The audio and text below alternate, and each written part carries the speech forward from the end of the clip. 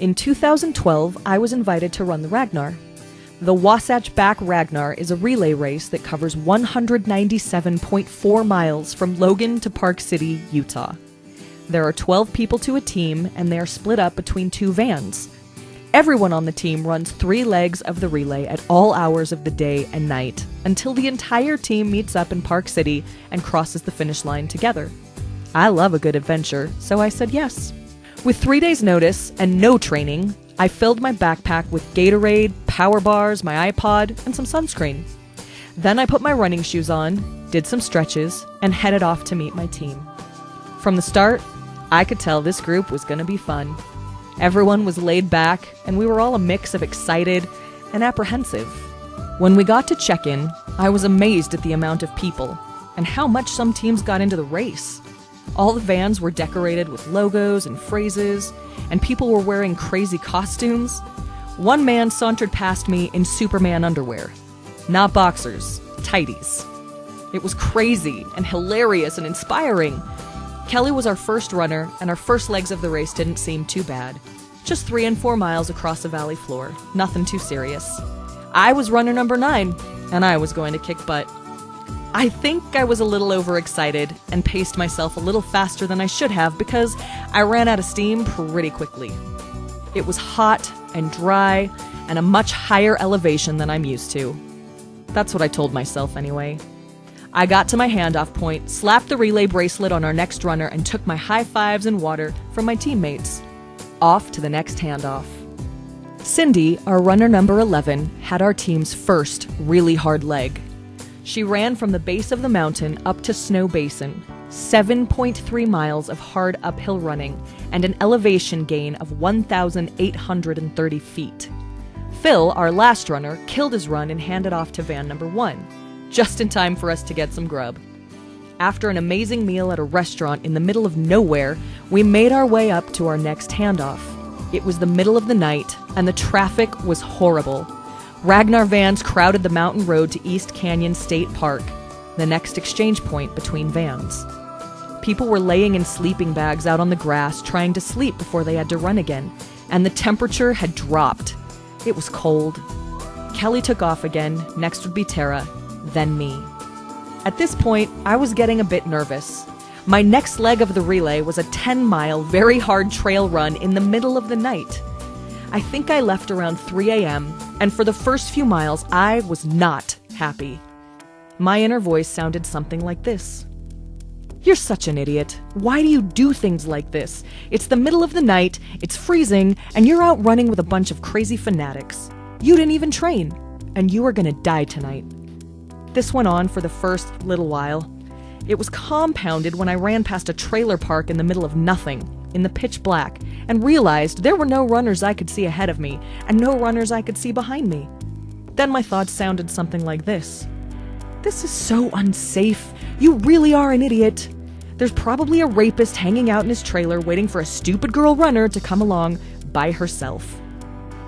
Suddenly, I rounded a corner and saw the first water station.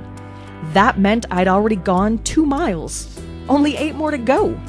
I could do this. My thoughts started to change.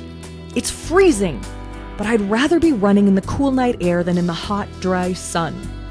I took my earbuds out and ran in the quiet. The stars were amazing, and my run seemed to get easy. I was suddenly at mile 5. I practically kissed the feet of the guys at the water station. Halfway there!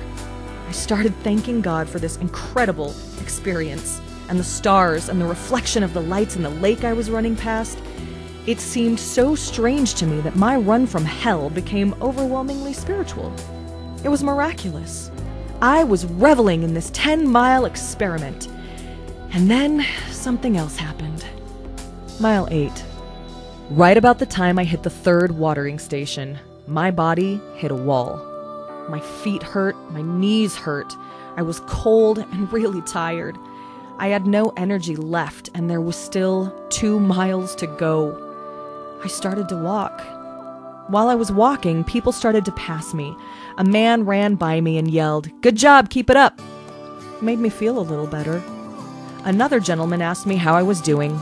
I told him, "Okay," and he said, "You've done great. You're almost there."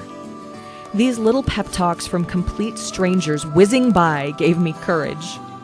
Everything hurt, but I started running again. The last 2 miles were not easy for me. I would run, then stop and stretch, then walk for a bit until someone would cheer me on, and I'd start running again. Those last miles felt like forever. I finally made it to the next handoff in a town that I think was called Colville. I ran for the finish line. They called out my number and... nothing. No one from my team was there. I looked around in the parking lot and by the bathrooms, but I couldn't find anyone. I sat down on the curb and waited. It was freezing, and my clothes were all wet from sweat. A few minutes went by before I saw my team pull in. They'd gotten lost. It was around 5 a.m. when Brad, our next runner, put on his night vest and headlamp and took off on his next leg. I did it. 2 legs down and 1 to go. After Phil handed off to van number 1 again, we had a chance to rest. I didn't think I'd be able to sleep during the day, but the second my head hit the pillow, I was gone. After a short nap and some much-needed food and pain pills, we headed out for our final exchange. Kelly started us again with a run through Heber Valley. It had warmed up drastically, and none of us were excited about running in the hot afternoon sun.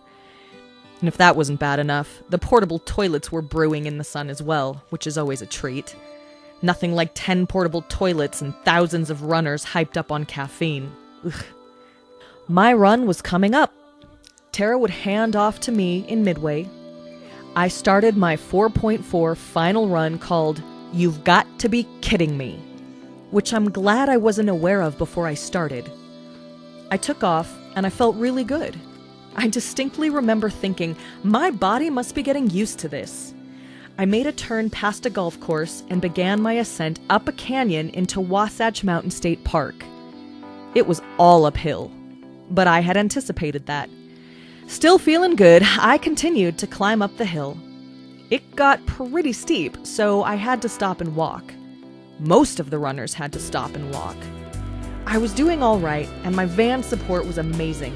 In fact, everyone's van support was amazing. They stopped to give us cold water, ice, to spray us down and cheer us on about every mile. All the vans that passed seemed to be cheering for everyone. Now, you know how we tend to remember things a little more exaggerated than they really were? I'm willing to admit that this could be the case for my last run, but I swear the incline of this canyon was nearly straight up. With 1.5 miles to go, I hit that wall again. I was done. I had to talk myself through it. 1 foot in front of the other. That's all you have to do. Just keep putting 1 foot in front of the other.